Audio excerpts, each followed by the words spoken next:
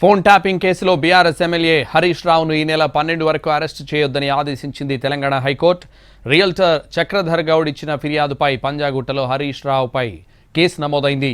పంజాగుట్ట పోలీసులు నమోదు చేసిన ఎఫ్ఐఆర్ను క్వాష్ చేయాలని హైకోర్టును ఆశ్రయించారు హరీష్ రావు. తదుపరి ఉత్తర్వులు వచ్చే వరకు హరీష్ రావును అరెస్టు చేయొద్దని ఇప్పటికే మధ్యంతర ఉత్తర్వులు ఇచ్చింది హైకోర్టు. ఇప్పుడు ఆ ఉత్తర్వులను పొడిగించింది. ఈ నెల 12న సీనియర్ లాయర్తో వాదనలు వినిపిస్తామని కోర్టును గడువు కోరారు పబ్లిక్ ప్రాసిక్యూటర్. దీంతో తదుపరి విచారణను ఈ నెల 12కు వాయిదా వేసింది తెలంగాణ హైకోర్టు.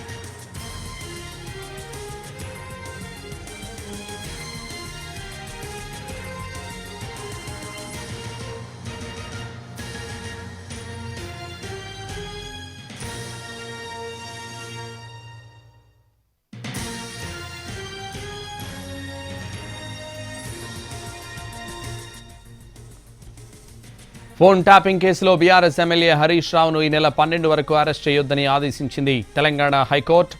రియల్టర్ చక్రధర్ గౌడ్ ఇచ్చిన ఫిర్యాదుపై పంజాగుట్టలో హరీష్ రావుపై కేసు నమోదైంది. పంజాగుట్ట పోలీసులు నమోదు చేసిన ఎఫ్ఐఆర్ను క్వాష్ చేయాలని హైకోర్టును ఆశ్రయించారు హరీష్ రావు.